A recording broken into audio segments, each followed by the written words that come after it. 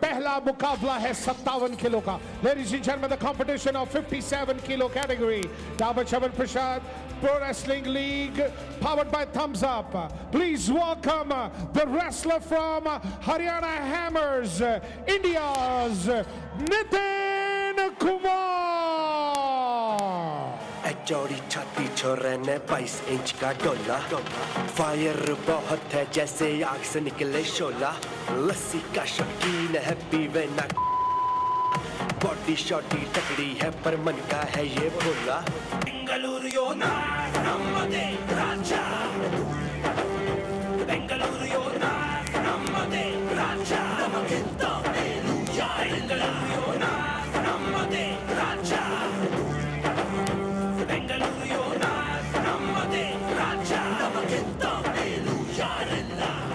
पहनी नजरें बनी हुई, कंफर्म करते हुए जज और मैच चेयरमैन से, और मुकाबला शुरू होता हुआ. कमेंट्री बॉक्स में मैं हूं रमन भनोट, स्वागत अयाज मेमन और साथ ही साथ मनोज जोशी का. धन्यवाद रमन. और ये बहुत ही महत्वपूर्ण आज टाई बेंगलुरु और हरियाणा के बीच. और क्या माहौल है, ऐसा लग रहा है कि जैसे लास वेगस में आप कोई बाउट देख रहे हैं, कुछ वैसा ही माहौल. Convention centre, height Regency hotel, Gurgaon. Nitin, जिन्होंने अपने करियर की जब शुरुआत की थी तो उनका मुकाबला संदीप तोमर से 2-3 बार हुआ था और संदीप तोमर को उन्होंने शिकस्त दी थी. लेकिन उसके बाद नितिन की चलती हुई गाड़ी वहीं रुक गई या बहुत तेजी से आगे नहीं बढ़ पाई. लेकिन संदीप तोमर लगातार प्रगति के पथ पर चलते चले गए और उनका प्रदर्शन में इस कदर निखार हुआ कि एक मौके पर तो वो अमित दहिया को भी हरा चुके थे. लेकिन यहां अमित दहिया इंजर्ड हैं, इसलिए इस टीम में शामिल किया गया नितिन राठी को.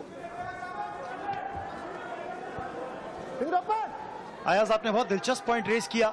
विश्व चैंपियनशिप्स जो लास वेगस में हुई थी वो कन्वेंशन सेंटर में हुई थी, और ये पहली बार है कि भारत के अंदर एक तो प्रोफेशनल रेसलिंग हो रही है और वो भी एक कन्वेंशन सेंटर, एक होटल के अंदर, हायट रीजेंसी के अंदर.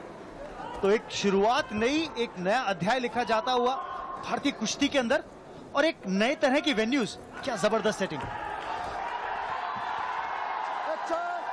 अच्छी कोशिश वहां पर उनकी, लेकिन हाथ में नहीं आया पैर. सिलेक्ट वेन्यू, सिलेक्ट ऑडियंस और कड़ा कंपटीशन. देखिए अभी तक मनोज लगभग 2 मिनट पूरे होने को है, किसी भी टीम ने खाता नहीं खोला तो पैसिविटी रूल प्ले में आ सकता है. जी हाँ, बिल्कुल. और ये 30 सेकंड का समय दिया गया है और यहां देखना होगा नितिन के आक्रमण का इम्तिहान. और यदि वो 30 सेकंड में अंक नहीं बटोर पाते तो निश्चित तौर पर संदीप तोमर को इसका लाभ मिलेगा. लेकिन जैसे जैसे घड़ी की सुई आगे बढ़ रही है, संदीप तोमर के लिए राहत की बात, लेकिन नितिन काफी शिथिल दिखाई देते हुए.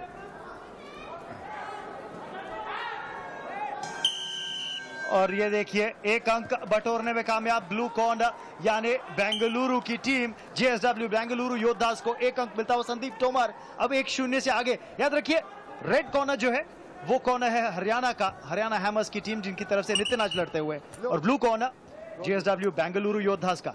लेकिन नितिन के लिए एक उल्लेखनीय बात यही है कि जो थंडर तकनीक का वो इस्तेमाल करते हैं संदीप तोमर, उस पर उन्होंने पूरी तरह से काबू रखा हुआ है, उनको रोका हुआ है.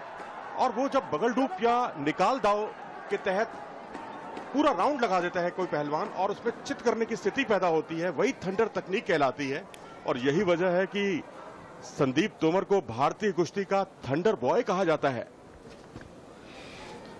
जी हाँ, अब तक पॉइंट ज्यादा नहीं बटोरे, लेकिन ऐसे लग रहा है अभी भी कि कंट्रोल पकड़ रहे हैं इस बाउट का. थंडर लाइटनिंग अभी इस पहले राउंड में तो नहीं देखी जाती हुई. 1-0 की बढ़त है संदीप तोमर के बाद. और एक अच्छी ग्रिप बनाते हैं और ग्रिप का फायदा उठाते हैं अंक बटोरने में, वही थंडर तकनीक होती है.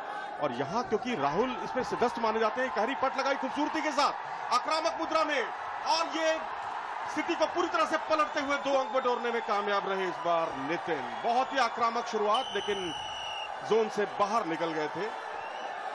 ग्राउंड पोजीशन थी, इसलिए खतरे जैसी कोई बात नहीं। अच्छा डिफेंस, आखिरकार पहले 2 अंक जो गवाए, उसके बाद संदीप तोमर सेफ्टी की तरफ गए, येलो सर्कल से बाहर निकले ताकि कोई और अंक ना दे दें नितिन को। और क्या अच्छी शुरुआत दूसरे राउंड की। बढ़त अब हरियाणा हैमर्स के पास। तो ऐसा लग रहा है कि बत्ती जला के आए, बटन स्विच ऑन कर दिया है, क्योंकि पहले राउंड में ऐसा लग रहा था कि थोड़ी डिफेंसिव थे। ये देखें आप, और ऐसा लग रहा है कि पलटा है। 4 अंकों की मांग जो कि दी गई और अब प्रोटेस्ट आती हुई। 4 अंक बटोरे थे नितिन ने हरियाणा के लिए और प्रोटेस्ट आई जेएसडब्ल्यू बेंगलुरु योद्धास की तरफ से उनके खेमे ने। और जी हाँ, उसकी पुष्टि करते हुए अब रेफरी अशोक कुमार, जी हाँ बिल्कुल, ये देख लीजिए। और ऊपर से जो प्रोटेस्ट की थी और वह फेल नहीं हुई है, इसलिए 1 अंक और मिलता हुआ। तो यानी पहले तो जला था, उसके ऊपर नमक भी छिड़कते हुए अब।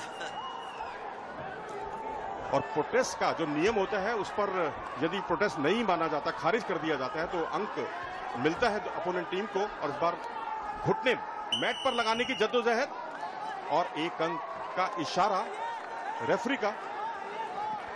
और ये प्रोटेस्ट की बात तो एक तो ये है कि आप हराओ भी और उसके बाद पनिश भी करो, डबल पनिशमेंट। जी हाँ, 5 अंकों का फासला खोल दिया यहां पर नितिन ने। क्या जबरदस्त शुरुआत दूसरे राउंड के अंदर। ऐसा लग रहा है कि जैसे एक्सप्रेस गियर लगा के आए हैं।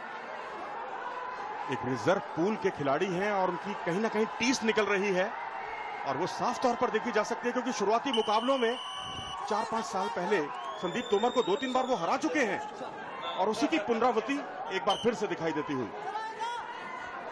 पर ये तो लग रहा है कि सिर्फ केवल थंडर क्लैप हो गया है, यहाँ पर कुछ थंडर मूव्स काम नहीं आए अब तक के संदीप के। मुझे तो ये लगता है कि जो शुरुआत थी, शुरुआत में जो उनका डिफेंस था नितिन का, वो उनकी एक सोची समझी रणनीति थी, वो कारगर साबित हुई। और जो सबसे बड़ा उनका वेपन था, मुख्य हथियार था, उसको चलने नहीं दिया थंडर टेक्निक को। जो गरजते उन्हें बरसना भी चाहिए, वरना कोई फायदा नहीं होता। लेकिन यहाँ उल्टा हिसाब हो गया है, बरसे नितिन और रक्षात्मक होने के लिए मजबूर हुए संदीप तोमर। लेकिन याद रखिए, ये कॉन्टेस्ट अभी खत्म नहीं हुआ है। धीरे धीरे करके 1-1 अंक लेके वापसी करने की कोशिश कर रहा है। यहाँ पर एक बार फिर देखिए, बाहर धकेला प्लेइंग एरिया से, 1 अंक और बटोरा है संदीप तोमर ने। तो भले बड़ी टेक्निक नहीं लगाई है, लेकिन देखते ही देखते देखिए 1-1 अंक बटोर रहे हैं। बिल्कुल सही। और हालांकि अब केवल 1 मिनट और 10 सेकंड रह गए, लेकिन जैसे हमने कल के टाइम में देखा था बबीता कुमारी की, कि आधे मिनट 40 सेकंड में भी बहुत कुछ बदल सकता है। लेकिन यहां स्थिति थोड़ी सी अलग है, क्योंकि यदि स्कोर यहां 7-7 से बराबर भी हो गया, तो भी जीत जो है वो नितिन के पक्ष में जाएगी, क्योंकि उन्होंने बड़ा अंक स्कोर किया है। लेकिन मनोज जी, वो तो तब आएगा जब बराबर होगी बात। यहाँ पे देखिए 1 अंक का फासला है, बराबरी की ओर खिसक रहे हैं, बहुत 1 अंक का फासला रह गया है, और बराबरी के बाद आगे भी जाया जा सकता है। लेकिन यहाँ पर उलटफेर, जी हाँ, 2 अंक बटोरे यहाँ पर नितिन ने। Body weight, upper body weight का इस्तेमाल कर रहे थे संदीप तोमर, बाहर धकेलने की कोशिश थी, लेकिन थोड़ा सा साइड स्टेप किया और पैतरे को पलटा। तकनीक संदीप तोमर की थी, फायदा उठाया नितिन ने, और यही अवसरवादिता, यही खूबी होती है कुश्ती के अंदर। और घुटने मैट पर लगाने की जद्दोजहद और कुंदे उठाने का प्रयास करते हुए खूबसूरती के साथ उन्होंने कुंदे उठाए, और 1 अंक का इशारा रेफरी का। यदि आप तकनीक को पूरी तरह से नहीं भी लगा पाते, लेकिन आपने तकनीक लगाने का प्रयास किया है ग्राउंड पोजीशन पर, तो भी 1 अंक मिलता है। करो या मरो की कोशिश यहाँ पर संदीप तोमर की। कुछ हद तक डिफेंस ड्रॉप भी किया उन्होंने, पूरा फायदा उठाया उसका नितिन ने, लेकिन अभी भी 20-25 सेकंड बाकी है। और 2 अंकों का फासला है। नितिन राठी, जो कि आज याद रखिए एक रिप्लेसमेंट खिलाड़ी है अमित दहिया की जगह इस वेट कैटेगरी के अंदर। क्या उलटफेर हो सकता है ये, लेकिन यहां मुश्किल परिस्थिति। संदीप तोमर, आखिरी 10 सेकंड बचे, क्या 2 अंक लेने में कामयाब रहेंगे? नहीं, 1 अंक मिला इस बार, 1 अंक का फासला। अभी पुष्टि होगी स्कोर की। अभी 9-7 दिखा रहा है आपका स्कोर, लेकिन ये बहुत जल्द 9-8 में बदल जाएगा। जी हाँ, 8 सेकंड बाकी, 1 अंक का फासला। जबरदस्त कमबैक, लेकिन क्या बहुत लेट हो चुका है संदीप के लिए। और मैं तो समझता हूं कि इस मुकाबले को कुश्ती प्रेमी जनता बरसों याद रखेगी, और एक बहुत बड़ा उलटफेर करने में कामयाब रहे रिजर्व से आए हुए पहलवान नितिन, जिन्होंने बहुत ही उम्दा प्रदर्शन करते हुए संदीप तोमर को शिकस्त दी। विजयश्री हासिल की और इस तरह से पहला मुकाबला हरियाणा हैमर्स के पक्ष में। याद रखिए कॉमनवेल्थ चैंपियनशिप्स के गोल्ड मेडलिस्ट को हराया यहाँ पर संदीप तोमर, हारते हुए नितिन राठी के हाथों। क्या जबरदस्त शुरुआत है ये हरियाणा हैमर्स की। Well, the atmosphere absolutely here is exhilarating. What a match we've just had. So Nitin, आप बताइए कि आप हरियाणा से हैं और आप हरियाणा की धरती में जीत गए हैं, तो क्या आपके लिए बहुत अच्छा था?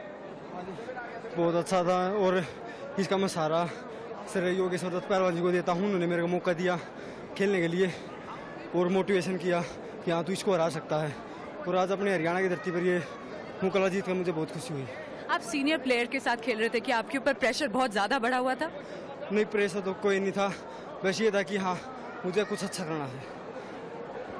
एक बात बताइए, आप ये प्रो रेसलिंग लीग पहली बार हो रहा है, क्या आप ऑलरेडी स्टार बन चुके हैं, सब आपको टीवी पे देख रहे हैं, आपकी फैमिली कैसे महसूस कर रही है? हाँ, मेरी फैमिली बहुत गर्व महसूस कर रही हो कि हाँ मेरे लड़के ने कुछ अच्छा किया है और अपने देश हरियाणा के लिए बहुत अच्छा किया।